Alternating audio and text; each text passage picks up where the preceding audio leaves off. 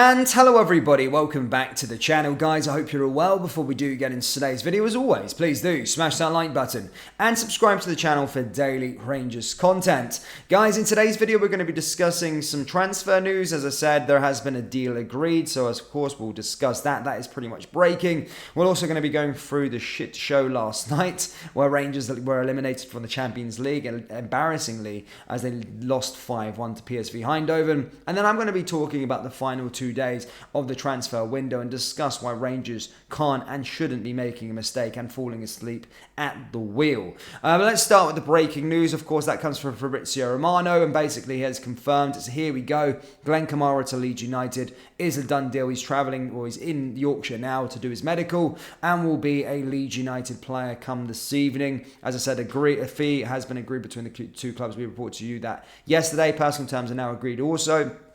And as I said, that is a done deal. He will be going to Leeds United on a permanent transfer, which I think is good business from Rangers. A player that's not really been around the setup. A player that was a good servant for Rangers, joined for £50,000, and now, of course, going for £5.5 million, give or take. So, yeah, good. All the best to Glenn Kamara. Wasn't the same last year, but again, good to see us get a big fee for the midfielder. And as I said, all the best to him, and I hope he does well down in Yorkshire with Leeds United.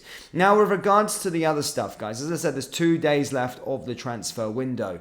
Of course, we went out last night of the Champions League. We are going to be in the Europa League. We'll find out our opponents, of course, tomorrow in the draw. We will be live for that on the channel. It does look like we're going to be in pot 2 due to Dinamo Zagreb and Ajax currently leading in leg 1. However, hoping that there is an upset, Ajax won't lose, but maybe Dinamo Zagreb, there could be a little upset there.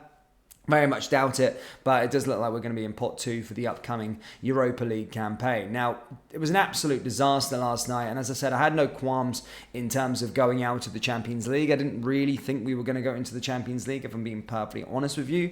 Again, I know we're still at the start of our journey, and a lot of people gave me a bit of criticism after the game for my initial match reaction when I said, oh yeah, there was fine margins. Look, I'm not talking about fine margins in terms of the score yesterday. I was simply just talking about fine margins in terms of the way the game went. You know, we got the goal back to make it 2-1, and then we conceded a sloppy free kick. But then Rabbi Matondo goes up the other end and hits the post, very, very unlucky, and then could have brought it back to 3-2, and then we could have been talking about a different story. That's what I'm on about, fine margins, moments in the game where our attacking players didn't capitalise.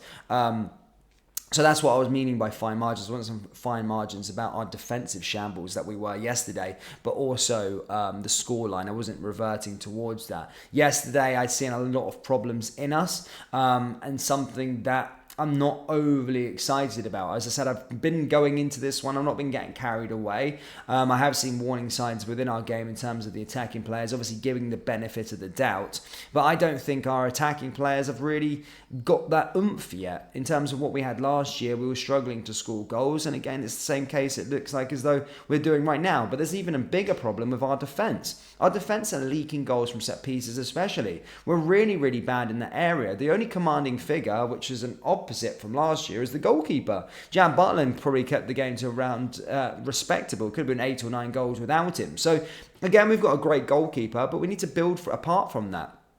In terms of diagnosing the actual area itself, our fullbacks can't defend. I mean, Borna's a bit harsh. I mean, Borna's one of the scapegoats that gets it all the time, really. But look, he went off, and I think it went bad after that, to be perfectly honest with that. So I just said in terms of that situation is that Borna went off, then Dujon Sterling comes on as a right-footed he's a right-footed right back, and he comes on and plays the left back. Is that going to be the case for the season? Because you can't hang out on Ridvan Yilmaz. He's constantly injured. Borna has an injury in him now and then, and can go inconsistent. So do we need to be looking at a new left back coming into the door over the next couple of weeks, over the next couple of days? Sorry, I think so. I think we need a new left back for sort of strength and depth.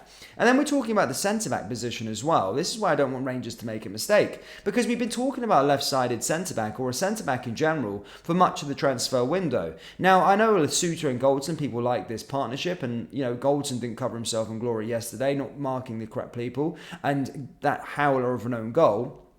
But at the moment, yes, they are our two best sort of centre-back partnerships. But what happens when one of them get injured? Then we're absolutely in chaos, I think. I don't think we've got good enough defenders to come in there. And playing sort of Thursday to Sunday, can we hang our hat suitor for the whole campaign to stay fit? I don't think so.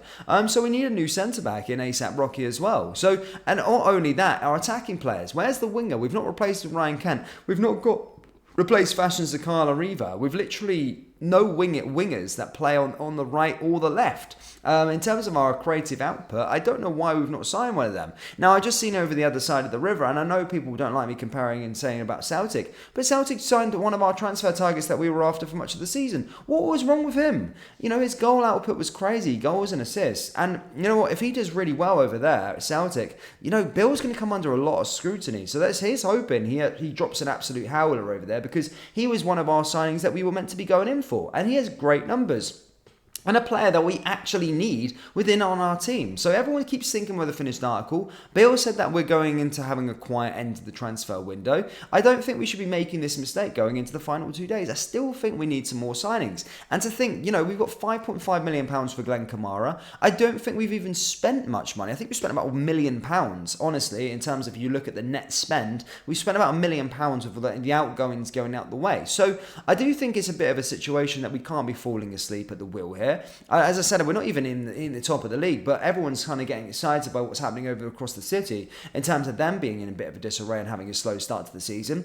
But, there are recruiting in areas that they need to recruit. They've seen their problems, but we're not doing that. That defensive display against PSV, that can happen at the weekend against Celtic. PSV are a good side. Yes, I'm not getting too carried away. I know they're a great side, Champions League, but they're a Dutch team. It's not like they're from Spain. It's not like it's a Barcelona or even an Atletico Madrid or something like that you play in the Champions League year in and year out. We've done well against Dutch opposition in the past. We beat Feyenoord in the Europa League. Those are the sort of oppositions you do get in the Europa League and in the latter stages of the Europa League. So we do need to strengthen in that area. We do need to look and diagnose the problems from yesterday and look at it as a warning light. And I think, honestly, going into these final 2 days of the transfer window, we need to be spending a bit of money. And it doesn't look like we are. But I think we're going to make that mistake. A winger, we definitely need. A centre-back, and I'd say a left-back as well. 3 acquisitions before the window closes. And I'm not talking about squad players. I'm talking about proper players that are going to come into that first team. I know people like the Suter and Goldson partnership, but why not bring somebody in for that competitions for places? Because everyone says that we're not fancying Ben Davies. What happens if he goes out the door? We're going to be using 35-year-old, 36-year-old, however old he is, Balogun as the backup. I do not rate Balogun, but come on, to win and compete for trophies and go far in Europe, we can't have Balogun as our centre-back if Suter gets injured. So I just hope that we're not being complacent here in terms of what's happening and around us. I think we need to make sure that we're doing business and make sure that we're not making a mistake and go into the area. So let's have a little look and see. It is what it is. But I really do hope Rangers pull the finger out after last night and make sure they bring in some players, because I do think we need a winger, first and foremost, a winger. How hard is it to get a winger? Why have we got no wingers? Why have we not got any wingers in the team? Why haven't we got any wingers in the team? Yes, Rabby can be one, Scott Wright, but these guys ain't good enough. Well, Rabby is on a redemption arc, I suppose, but come on, we need some more creativity. We just got all these players who play in the same position within the team, I really do hope Bill knows what he's doing, but at the moment, I'm just not filled with super confidence. I know it's early days, and I know sometimes you get a result against PSVs or in the Champions League, it can shock your confidence, but I think there is a bit more than meets the eye in terms of the defensive shambles and our attacking output, I think, as well. But look, listen, I'm not going to get carried away. We beat Celtic on Sunday, then it's a different story. If we lose to Celtic on Sunday, it's going to be an outrage. It's going to be too late to try and sort things out. So I hope Bill knows what he's doing. I hope Rangers don't make a mistake.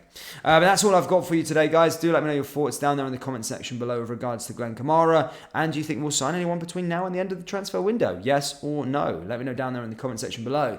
That does bring us to the end of today's video. As always, please do smash that like button and subscribe to the channel for daily Rangers content. Thank you, and I'll see you all next time. Take care. Peace.